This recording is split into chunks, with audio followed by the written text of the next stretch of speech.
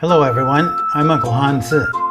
Welcome to the My Stories of Chinese Characters series. In this episode, I will invite some foreign friends to tell their stories about learning Chinese characters.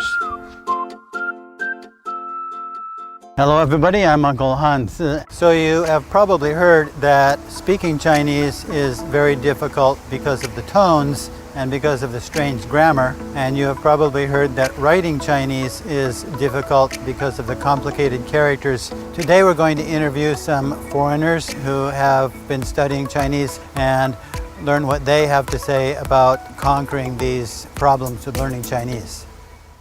The most difficult thing about learning Chinese, I think, is the number of characters. So in English, we have 24 characters, and same with Spanish, other Latin-based languages. And so basically when you're reading, you can, if you don't know a word, you can sound it out and you can still pronounce it. But in Chinese, when you come across a character that you don't know or a word that you don't recognize the characters, you don't necessarily know what sound it makes. And so I think this aspect, you have to spend a lot of time practicing these characters. Chinese writing and memorizing the character is the most difficult part. But I think it's also really useful. You know, every character has a story behind it, pictograph behind it. Yeah, that's amazing. That's what I like about China and about Chinese and the culture is that every character has a story behind it. Yeah, unfortunately, that with the simplified characters, the stories have mostly been lost. Yeah, that's true. But if you can find the stories, then it's easier to find the characters. You know, in Spanish, we only have maybe one tone. Yeah. So here is whoa, and if you talk something with a tone mistake, it's very difficult. It's very different. The best example is ma. Yeah. One is mom, the other is horse. Yeah.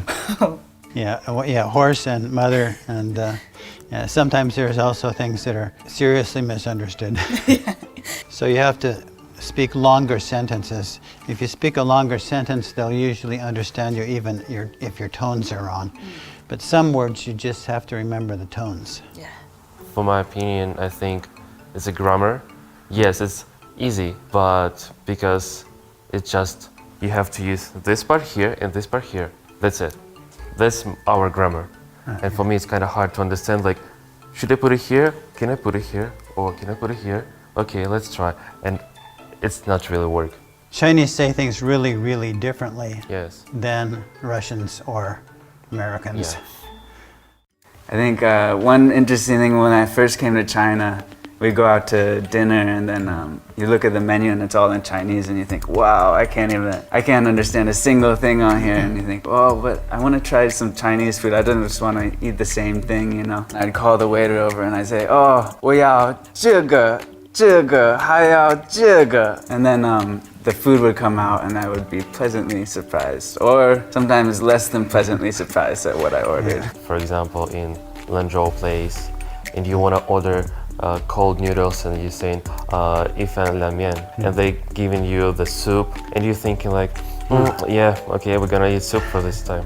Well, reading and writing, I don't think I'm the best person to ask for suggestions, but for speaking and communicating, the best for me would be having Chinese friends, hands down.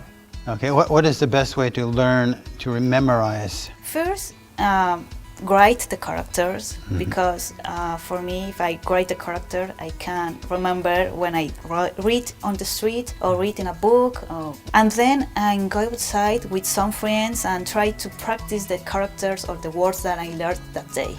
That is the way for me. I try with the flashcard, but I can't. I forget everything. No, this is not my way. I have to learn other. Yeah, when you write things down, you have hand memory. Yes, I think that is working for me too. When I write, but it's with my hand. I have to write. I write also in the mirror in my bathroom.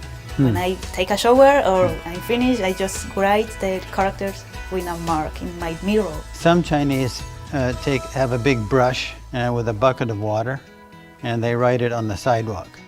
Sometimes I let my Chinese friend to see when I'm studying Chinese, the material, and I said, I learned this when it was like in 5th grade or 5th grade, something like this. And I was like, yeah, I feel like I'm a child learning Chinese. Yeah, you have to revert and be a child for 2 or 3 years. Yeah, and you need to be really open-minded. Like, yeah, so if you come here, you need to be first of all open-minded.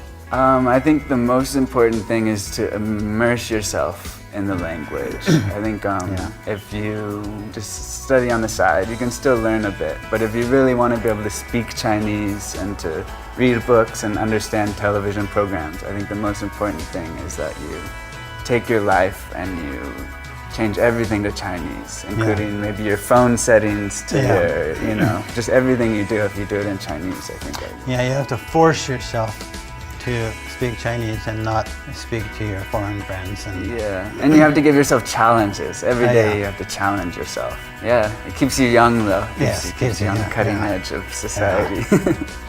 In Chinese, we have a saying, 活到老学到老. It means live till you're old, learn till you're old. Until you're old. Yeah.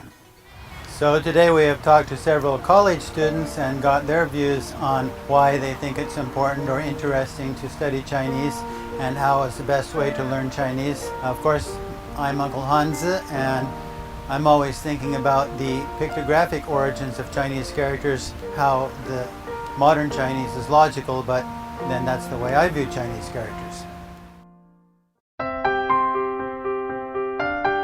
I'm Uncle Hanzi. Thank you for listening to this episode of My Stories of Chinese Characters. If you like them, I hope you listen to more episodes in the future.